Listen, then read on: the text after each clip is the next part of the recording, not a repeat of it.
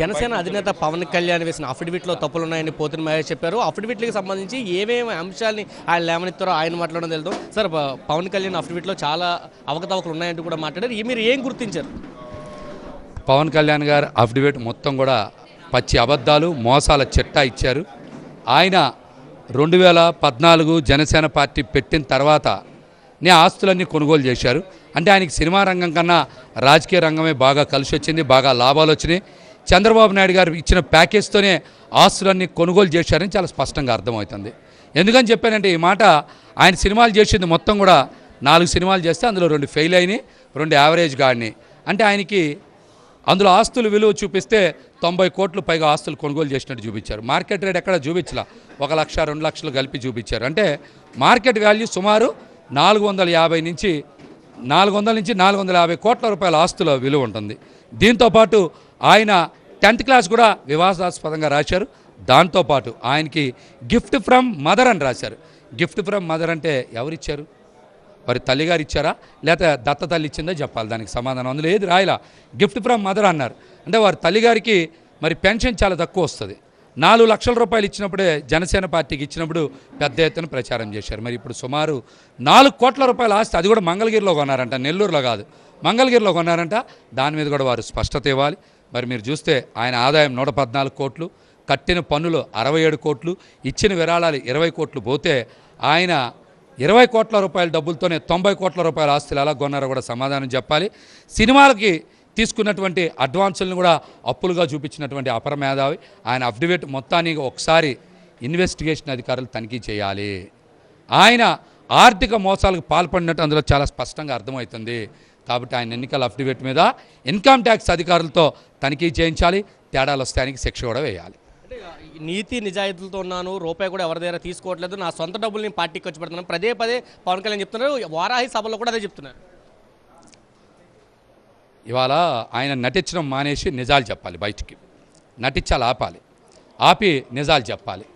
ఆయన సినిమాలు చేసిన ఎన్ని నేను అడుగుతున్న సూటిగా రికార్డ్ చెప్పండి. మీరు చేసిన సినిమాలు ఎన్ని, మీకు వచ్చిన రెమ్యునరేషన్ ఎంత, మీరు కొన్న ఆస్తులు ఎంత, మంగళగిరి పార్టీ కేంద్ర కార్యాలయం ఎలా కొన్నారు, సాహితీలో 2 ఎకరాలు ఎలా కొన్నారు, ఇప్పుడు చాలా చోట్ల హైదరాబాదులో ఇల్లు ఎలా కొన్నారు, ఆస్తులు ఎలా కొన్నారు, ఫిక్స్డ్ డిపాజిట్లు ఎలా వేశారు, మీ పిల్లల పేరు మీద ఫిక్స్డ్ డిపాజిట్లు ఎలా వేశారు, మీ మదర్ తల్లిగారు మరి మీకు ఆస్తులు ఏ విధంగా విరాళాలు ఇచ్చారు, దానం ఇచ్చారు, మీరు సమాధానం చెప్పండి.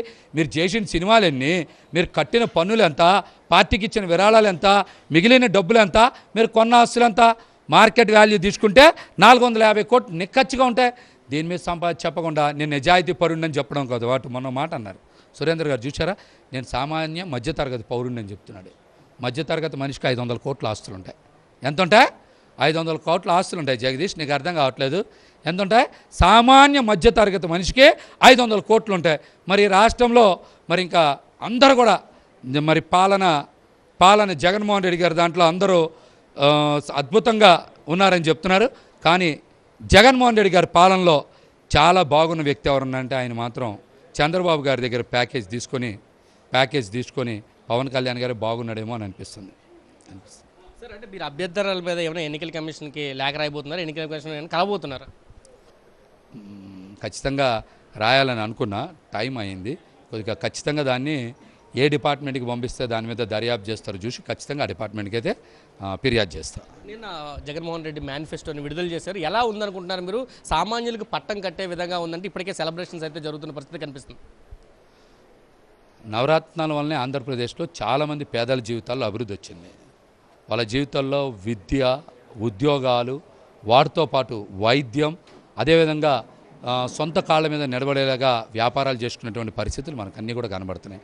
నాడు నేడు ద్వారా పిల్లలకి ఉన్నత విద్య, నాణ్యమైన విద్య లభించిందటువంటి దాఖలాలు చూసాం. మరో పక్కన అభివృద్ధి చూస్తున్నాం. జగన్మోహన్ రెడ్డి గారి పాలనలో అటు సంక్షేమం, ఇటు అభివృద్ధి మరి 2 మరి రైలు పట్టాల సమానంగా జరుగుతున్న కావాలని పసుపు మీడియా, ఎల్లో మీడియా ఇష్టానుసారం దుష్ప్రచారం చేసింది. మెడికల్ కాలేజీలు ఏంటి, సచివాలయాలు ఏంటి, ఆర్బీకేలు ఏంటి, నాడు నేడు ఏంటి, పోర్టుల నిర్మాణం ఏంటి, ఇవన్నిటిని కూడా దృష్టిలో పెట్టుకోకుండా ఇష్టానుసారం మాట్లాడుతున్నారు. అభివృద్ధి గురించి మాట్లాడే ప్రతి ఒక్కరికి ఒక సవాల్ ఇస్తున్నా. విజయవాడ నగరం సందర్శించండి. కృష్ణంగా రిటైనింగ్ వాళ్ళు ఎవరు కట్టారు, గొల్లపూడి దగ్గర నుంచి మరి ఇటువైపు బైపాస్ రోడ్ ఎవరు వేశారు, పావుల కాలువ మీదుగా మరి ఇటువైపు గన్నవరం వైపుకి, ఔటర్ రింగ్ రోడ్ ఎవరు వేశారు? అదేవిధంగా నల్లపాడు నుంచి ఎన్ఆర్ఐ మెడికల్ కాలేజ్ మంగళగిరి వరకు మరి కృష్ణానది నది మీద వంతెన కట్టి హైవే రోడ్ ఎవరు వేశారు? కృష్ణలంక బైపాస్ రోడ్ ఎవరు వేశారు? బెంచ్ సర్కిల్ దగ్గర ఫ్లైఓవర్ నిర్మాణాలు ఎవరు పూర్తి చేశారు? ఇట్లాంటి అంశాల మీద ఎవరైనా బహిరంగ చర్చకు రావాలి.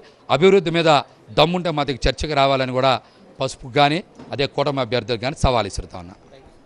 ఇది చెప్తున్నారు. పూర్తిగా పవన్ కళ్యాణ్ నటన ఆపి నిజ జీవితంలోకి రావాలి. ఎవరైనా వైఎస్ జగన్మోహన్ రెడ్డి ప్రభుత్వం లబ్ధి పొందారంటే చంద్రబాబు గారు ప్యాకేజ్ తీసుకుని పవన్ కళ్యాణ్ లబ్ధి పొందారంటూ కూడా ఆయన చెబుతున్న పరిస్థితుంది. దీని మీద ఖచ్చితంగా ఆయన ఎన్నికల కమిషన్ కలుస్తున్నారు. మరొక పక్క జగన్మోహన్ రెడ్డి విడుదల చేసిన మేనిఫెస్టో ఏదవుతుందో అది అభివృద్ధికి పట్టం కట్టింది. ఖచ్చితంగా దీని మీద విష ప్రచారం చేసేవారంతా కూడా తనతో చర్చకు సిద్ధమంటూ కూడా పోతిన మహేష్ సవాల్ ఇస్తున్నారు. కెమెరా పర్సన్ శివప్రసాద్తో కలిసి సురేంద్ర, సాక్షి టీవీ, విజయవాడ.